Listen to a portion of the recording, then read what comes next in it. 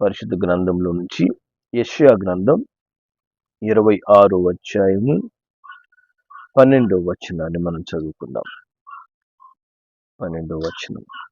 యెహోవా, నీవు మాకు సమాధానము స్థిరపరచుదువు, నిజముగా నీవు మా పక్షము నుండి మా పనులన్నిటినీ సఫలపరచుదు. హల్లెలూయా. దేవుడి నామానికి మహిమ కలుగును గాక. కాబట్టి ఈ నూతన నెలలో దేవుడు మనకిస్తున్నటువంటి అద్భుతమైన వాగ్దానాన్ని బట్టి మన ప్రభువుని స్తుతిద్దాం. మరి దేవుడు చెప్తున్నాడు, ఈ నెలలో సమాధానాన్ని దేవుడు మనకు స్థిరపరచబోతున్నాడు. సమాధానాన్ని అనుగ్రహించే దేవుడు ఆయన. హల్లెలూయా. ఆయన అసమాధానాన్ని, మరి పోరాటాన్ని, సమస్యలను సూచించే దేవుడు కాదు. ఆయన నెమ్మదిని అనుగ్రహించే దేవుడు. ఆయన పేరు సమాధానకర్త. హల్లెలూయా. దేవుని నామానికి మహిమ కలుగును గాక. ఆయన చెప్తున్నాడు, ఇకపై సమాధానము మీకు కలగడం కాదు, సమాధానాన్ని స్థిరంగా నేను ఉంచుతాను.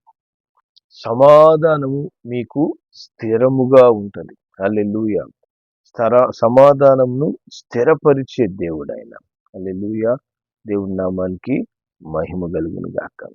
మరి దేవుని వాక్యంలో మరి కీర్తనలు 29వ కీర్తన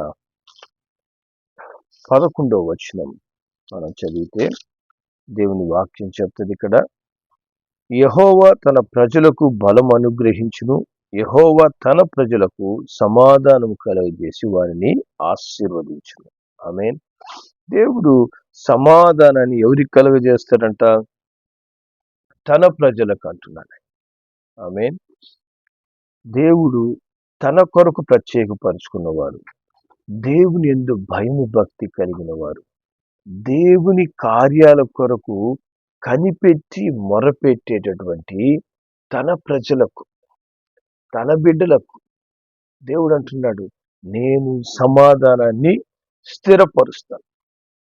మీ జీవితాల్లో మరి అనుకున్న విధముగా ఈ 6 నెలలు మరి జరుగుతాయనుకున్నా, మరి 6 నెలలు మీరు ఇబ్బంది ఎదుర్కొని ఉండొచ్చు, పోరాటాలు గుండా నడిచుంటారు. మరి ఎన్నో బాధాకరమైన అనుభవాలు మనకు మన హృదయాన్ని గాయపరిచి ఉండొచ్చు. పరిస్థితులు మనకు విరోధంగా కనపడి ఉండొచ్చు. దేవుడు ఈ 6 నెలలను మన చేయి వదిలిపెట్టకుండా ప్రతి సమయంలో, ప్రతి క్షణంలో ఆయన మనల్ని లేవనెత్తాడు, మనల్ని బలపరిచాడు. మనల్ని విడిచిపెట్టకుండా ఈ 6 నెలలు గడిచి 7వ నెలలోనికి తీసుకుని వచ్చి ఆయన ఈ నెలలో ఏం చెప్తున్నాడు? సమాధానాన్ని నేను మీకు అనుగ్రహిస్తాను. ఎటువంటి వారికి సమాధానం ఇస్తాడంట? తన ప్రజలైన వారికి. హల్లెలూయా.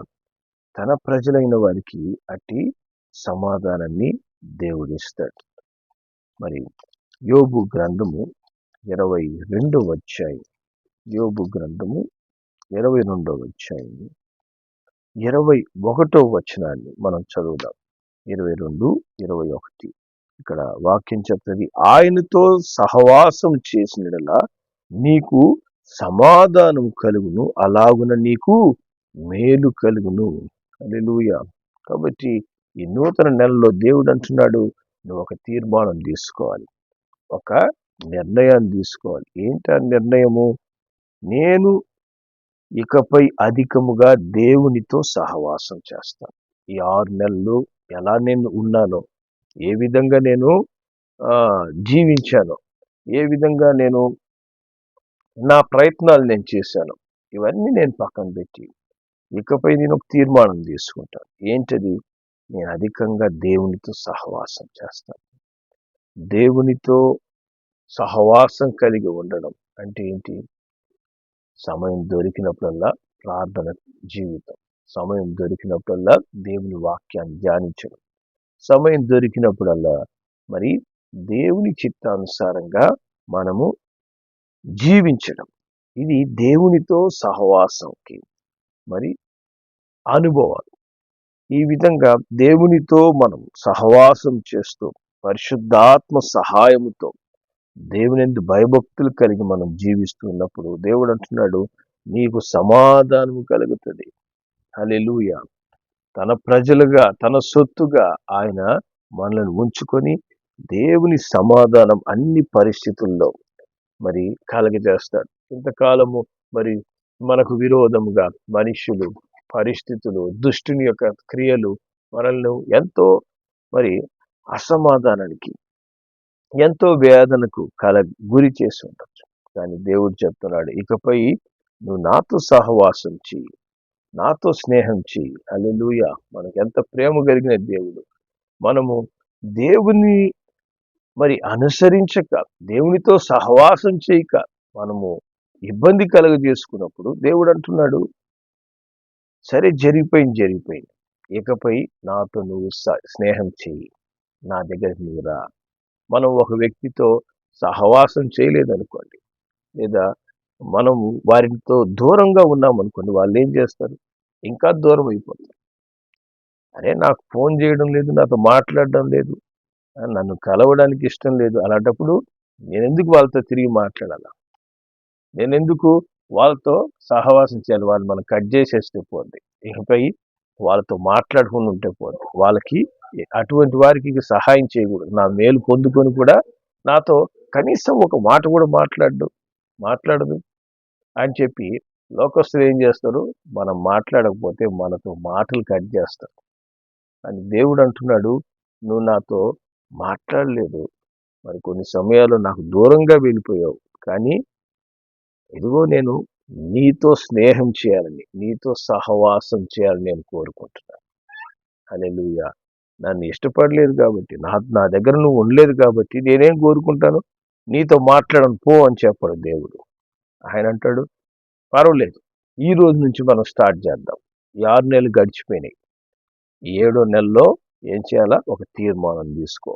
నాతో కలిసి సహవాసం చేయి, నా వెంట నువ్వు నడు, నా ఆలోచనలు తీసుకో, మరి నాకు ఇష్టమైన బిడ్డగా నువ్వు జీవించు, నేను నీకు చేయాల్సినవన్నీ నేను చేస్తానంటాడు. హల్లెలూయా. అదే దేవుని ప్రేమకు లోక సంబంధమైన మనుషుల ప్రేమకు ఉండే తేడా. మనుషులు స్వార్థ ప్రియులు, స్వార్థమైన స్వభావం కలిగిన వాళ్ళు అవసరమైతే సహవాసం చేస్తారు, లేకపోతే దూరం చేస్తారు. లేదు, మనం వారితో ఏదన్నా సహవాసం చేయలేదనుకోండి, వాళ్ళతో మనము మాట్లాడడం లేదనుకోండి, వాళ్ళు దూరం పెడతారు. కానీ దేవుడు ఎటువంటి వాడంటే, మనము దూరంగా ఉంటే దగ్గరికి రావాలని కోరుకుంటాడు. ఎప్పుడు నా బిడ్డ నాతో సహవాసం చేస్తాడు, తిరిగి ఆ సమాధానాన్ని నేను వారి కుటుంబానికి అనుగ్రహించాలి, తిరిగి నా బిడ్డను ఆశీర్వదించాలి, నా బిడ్డకు నేను తోడుగా ఉండాలి, నా బిడ్డ యొక్క ప్రతి పరిస్థితిలో నుంచి నేను బయటికి తీసుకురావాలి. హల్లెలూయా. దేవుని నామాన్ని మహిమ కలుగును గాక. కాబట్టి దేవుడు నీతో సహవాసం చేయాలని కోరుకుంటున్నాడు. మనుష్యులు మనతో సహవాసం చేయకపోవచ్చు, సహవాసం చేయడానికి ఇష్టపడకపోవచ్చు, కానీ దేవుడు అంటున్నాడు, ఎంత గొప్ప మాట ఇది! దేవుడు నాతో సహవాసం చేస్తాడా? దేవుడు మా ఇంటికి వస్తాడా? చూడండి, జక్కయ్య దూరం నుంచి యేసయ్యను చూడాలనుకున్నాడంట. కనీసం ఆయన ముఖమన్నా చూస్తాము, ఎక్కడైనా కనిపిస్తాడేమో, ఆయన్ని అలా చూసి అటు వెళ్ళిపోతాననుకున్నాడు. కానీ యేసయ్య ఏమంటున్నాడు? దిగిరా జక్కయ్య, ఇన్ని రోజులు నువ్వు నాతో సహవాసం చేయలే, నేను మీ ఇంటికి వస్తా, ఈరోజు నీతో పాటు మీ ఇంట్లో భోజనం చేస్తాను, మీ ఇంటిని నేను ఆశీర్వదిస్తాను. హల్లెలూయా. దేవుని నామానికి మహిమ కలుగును గాక. దేవునితో సహవాసం అనేది మరి అది సామాన్యమైన విషయం కాదు. మనం చాలా సులువుగా, చాలా సామాన్యంగా తీసుకుంటాం దేవునితో సహవాసం అంటే. అదే లోకంతో సహవాసం అనుకోండి, వాళ్ళని సంతోష పెట్టే విధంగా నేను ఎలా ఉండాలి, వాళ్ళు వస్తున్నారే, వాళ్ళ ఇంటికి వెళ్తున్నానే, వాళ్ళతో మాట్లాడాలి అని చెప్పి ముందు నుంచే జాగ్రత్తలు, ముందే నుంచే సిద్ధపాటు. అబ్బా, వారిని సంతోష పెట్టే విధంగా నేను ఎట్లా, వాళ్ళను ఎంత సంతోష పెట్టినా వారు సంతోషపడరు. లోకంలో ఉండే మనుషులు మనం ఎప్పుడూ తృప్తిపరచలేము. మనుషులు తృప్తి పొందే స్వభావం లేని వాడు. కానీ దేవుడు ఎటువంటి వాడు? మనం ఆయనతో సహవాసం చేయడం లేదు కాబట్టి ఆయన ఏమంటున్నాడు? రా నా దగ్గరికి, నువ్వు నాతో సహవాసం చెయ్యి, నేను నీకు సమాధానం ఇస్తాను. ఇన్ని రోజులు జరిగిన విషయాలని నేను మర్చిపోతాను, పక్కన పెట్టేస్తాను. ఇన్ని రోజులు నాతో మాట్లాడలేదు అని నేను మనసులో పెట్టుకొని నీతో స్నేహం చేయను, అవన్నీ మర్చిపోతాను. నీకు నేను సమాధానం ఇస్తాను. హల్లెలూయా. నీకు నేను మేలు చేయడం ప్రారంభిస్తాను. ఆమేన్. దేవుడు ఎంత ప్రేమ కలిగిన వాడు చూడండి. వెంటనే అన్ని మర్చిపోతాడంట. అదే మనిషి అయితే ఎట్లుంటాడు, అన్ని లోపల పెట్టుకొని ఒక విషపు నవ్వుతాడు. వచ్చాడు నాతో మాట్లాడడానికి, నా దగ్గరకు వచ్చింది చూడు, అవకాశం చూస్తాను, చూసి ఏ విధంగా ముంచాలో వాళ్ళని అటు ముంచేస్తాను. అది మనిషి స్వభావం. దేవుడు ఎటువంటి వాడంటే ఆయన స్వభావానికి విరోధంగా ఏం చేయలేడంట. ఆయన స్వభావం ఏం స్వభావం? మేలు చేసే స్వభావం. ఆయనకు మేలు చేసేదే వచ్చు, కానీ కీడు చేయడం రాదు దేవునికి. హల్లెలూయా. కాబట్టి దేవుడితో మనం సహవాసం చేస్తే నిశ్చయంగా మనకు సమాధానము, మనకు మేలు దొరుకుతుంది. ఆమేన్. దేవుడి నామానికి మహిమ కలుగును గాక. మరి 2వ తెస్సలోనికీయులకు రాసిన పత్రిక 3వ అధ్యాయం 16వ వచనం మనం చదువుదాం. సమాధానకర్తయగు ప్రభువు తానే ఎల్లప్పుడును ప్రతి విధము చేతను మీకు సమాధానం అనుగ్రహించును గాక. ప్రభువు మీకు అందరికీ తోడై ఉండును గాక. కాబట్టి చూడండి, దేవుడు అంటున్నాడు, నువ్వు నాతో సహవాసం చేసావనుకో, నేను ఎవరిని? సమాధానకర్త అయిన ప్రభువుని నేను. హల్లెలూయా. తన పేరే సమాధానం. హల్లెలూయా. సమాధానానికి కారకుడు, సమాధానాన్ని పరిపాలించేవాడు. ఆమేన్. సమాధానకర్త అయిన ప్రభు అంట ఆయన. ఆమేన్. దేవుని నామానికి మహిమ కలుగును. ఆయన అంటున్నాడు, తానే ప్రతి విధము చేత, ఎన్ని విధాలుగా నీకు సమాధానం కలగాలో, ఏ ఏ విషయాల్లో నీకు సమాధానం కావాలో, నువ్వు ఆత్మీయంగా సమాధానం పొందుకోవాలన్నా, శారీరకమైన సమాధానం కావాలన్నా, నీ పరిస్థితుల్లో సమాధానం కావాలా, నీ భవిష్యత్తులో పోరాటాల్లో దేవుని సమాధానం కావాలన్నా, ప్రతి విధము చేత మనకు సమాధానం అనుగ్రహిస్తాడంట ఆయన. హల్లెలూయా. ప్రతి విధము చేత మీకు సమాధానం అనుగ్రహిస్తాడు. Hallelujah. That is a gift. సమాధానం అనేది ఒక గొప్ప ఆశీర్వాదం. అది నీకు అనుగ్రహిస్తాడంట దేవుడు. హల్లెలూయా. ఎప్పుడు అనుగ్రహిస్తాడు? ఆయనతో సహవాసం చేయాలి. ఆయనతో సహవాసం చేయకుండా మనకు సమాధానం రాదు. కాబట్టి ఈ నూతన నెలలో తీర్మానం తీసుకో. 6 నెలలు గడిచిపోయినాయి ప్రభువా, నెమ్మది లేకుండా నేనున్నాను. నేను అనుకున్న విషయాల్లో లేదా నా పరిస్థితుల్లో సమాధానం ఇంకా సంపూర్తిగా రాలేదు. ఈరోజు మీరు నాతో మాట్లాడుతున్నారు, నేను నీతో సహవాసం చేస్తానయ్యా.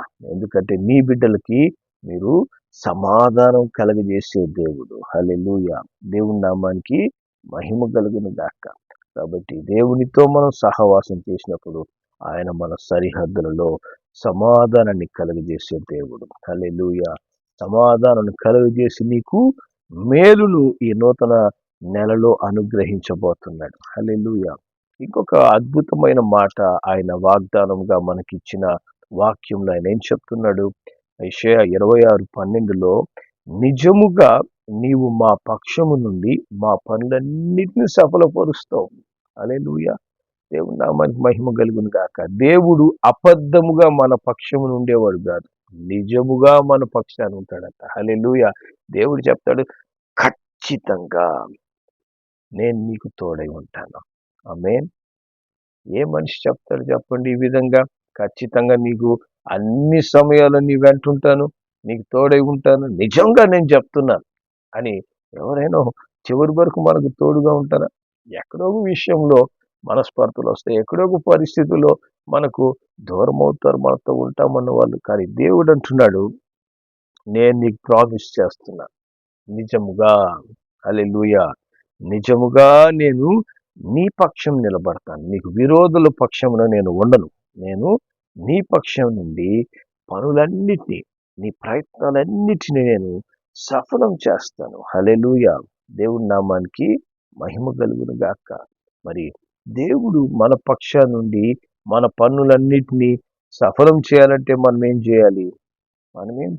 ఏం చేయకుండా మనం ఉండకూడదు. మనం కూడా చేయాల్సిన పని మనం చేయాలి. హల్లెలూయా.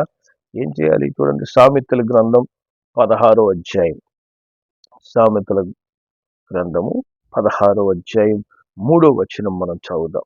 3వ వచనం, నీ పనుల భారము యెహోవా మీద ఉంచుము, అప్పుడు నీ ఉద్దేశాలు సఫలమగును. కాబట్టి మనం చేయాల్సిన పని ఏంటి? మన భారాన్ని ఆయనకి ఇవ్వమంటున్నాడు. చూసారా? అంటే నీ భారం నేను మోస్తాను. అదే మనం చేయాల్సిన పని. ఎంత సులువైన పని. ఎవరైనా మనకు సహాయం చేస్తామన్నప్పుడు నీ పనులన్నీ నాకు అప్పగించు, నేను కష్టంగా నీ కోసం పని చేస్తాడు ఎవరైనా అంటారా? దేవుడు ఎంత ఆశ్చర్యకరంగా మనకు సహాయం చేయాలని కోరుకుంటున్నాడు చూసారా? ఆయన అంటున్నాడు, నీ పనులను సఫలపరచాలంటే నీ భారం నాకు ఇచ్చేసేయి. ఆమేన్. ఎంత సులువైన పని. వేరే వాళ్ళు ఎవరైనా మనకు సహాయం చేస్తామన్నప్పుడు నీకు నీ నీ పనులలో నీకు నేను ఆలోచనిస్తానని చెప్పేటప్పుడు ఏం చేస్తారు? వెనకుండి సహాయం చేస్తున్నట్టు నటిస్తారు. అంతే. కానీ సంపూర్ణంగా మన మేలు కోరుకోరు ఏ మనిషి కూడా. కానీ దేవుడు ఎటువంటి వాడంటే ఆయన అంటున్నాడు, నీ భారం నా మీద ఉంచు, నీ పనుల భారము నాకు అప్పగించు. నీ భారాన్ని, నీ యొక్క బాధ్యతను నేను తీసుకుంటాను. నీ పనులు ఏ విషయంలో నీ పనులు భారంగా అనిపిస్తున్నాయి? ఏ పరిస్థితులు నీకు కష్టంగా అనిపిస్తున్నాయి? ఏ పరిస్థితులు నీకు విరోధంగా కనిపిస్తున్నాయి? ఆ భారం నాకు ఇచ్చేసేయ్ అంటున్నాడు. హల్లెలూయా. నువ్వు ఎప్పుడైతే నిజముగా భారం దేవునికి ఇవ్వడం అంటే ఏంటి? నిజంగా దేవుణ్ణి నమ్ముకోవడం. దేవా, ఈ పరిస్థితిలో నీవే నన్ను తప్పిస్తావు, నాకు సహాయం చేస్తావు అని దేవుని యందు విశ్వాసం ఉంచడం, దేవునికి ఆ పరిస్థితులు అప్పగించడం. ఎప్పుడైతే మన పనుల భారము దేవుని మీద విశ్వాసం ఉంచి ఆయనకు అప్పగిస్తాము, మన సమస్యలన్నీ దేవునికి తెలియపరుస్తాము, దేవుడు అంటున్నాడు, అప్పుడు నీ ఉద్దేశాలను నేను సఫలపరుస్తాను. హల్లెలూయా. నీ మనసులో ఏమైతే నువ్వు ఊహిస్తున్నావో, ఏవి జరగాలని నువ్వు కోరుకుంటున్నావో, నీ హృదయ రహస్యాలు ఎరిగిన దేవుడు ఆయన. హల్లెలూయా. ఆయన అంటాడు, నేను నీ ఉద్దేశాన్ని సఫలపరుస్తాను. నువ్వేమైతే ఆలోచిస్తున్నావో, ఈ పని విషయంలో ఈ విధంగా జరగాలని నువ్వు ఆలోచిస్తున్నావా? ఈ పరిస్థితులు ఈ విధంగా మారాలని నువ్వు కోరుకుంటున్నావా? మొదట నీ భారం నాకు అప్పగిస్తే నేను నీ ఉద్దేశాలు సఫలపరుస్తాను. హల్లెలూయా. నీ మనసులో ఉన్న ఆలోచనలన్నీ కూడా నేను సరిచేయాలని నేను కోరుకుంటున్నాను. హల్లెలూయా. దేవుని నామానికి మహిమ కలుగును గాక. మరి అట్టి కార్యము జరగాలంటే నువ్వేం చేయాలి? నీ భారం నాకు అప్పగించు, అప్పుడు నీ ఉద్దేశాలను నేను సఫలపరుస్తాను. హల్లెలూయా. దేవుని నామానికి మహిమ కలుగును గాక. ఇంకొక మాట మనం చదువుదాం. మొదటి దినవృత్తాంతముల గ్రంథము 22వ అధ్యాయం 16వ వచనం మనం చదువుదాం. 22:16. ఇక్కడ దేవుని వాక్యం చెప్తుంది, లెక్కింపలేనంత బంగారము, వెండియు, ఇత్తడియు, ఇనుమును నీకున్నాయి. కాబట్టి నీవు పనికి పూనుకొనుము, యెహోవా నీకు తోడుగా ఉండునుగాక. ఆమేన్. కాబట్టి దేవుడు నీకు ఇవ్వాల్సిన ప్రతి ఆశీర్వాదాన్ని ఆయన చేతిలో పెట్టుకుని ఉన్నాడు. కాబట్టి మనం ఏం చేయాలంట? దేవునికి అప్పగించి మన ప్రయత్నం మనం ప్రారంభించాలి. హల్లెలూయా. మన ప్రయత్నాన్ని మనం ప్రారంభించినప్పుడు దేవుని తోడు మనం అనుభవిస్తాం. హల్లెలూయా. దేవుడు ఒక వ్యక్తికి తోడై ఉంటే ఎంత ఘనముగా దేవుడు ఆశీర్వదించగలడు, ఎంత ఘనముగా దేవుడు దీవించగలడు అనేది మనము దేవుని సహాయముతో ప్రయత్నాన్ని ప్రారంభించినప్పుడు ఆ ప్రయత్నాన్ని దేవుడు ఫలభరితంగా మారుస్తాడంట. హల్లెలూయా. ఫలభరితంగా మారుస్తాడు.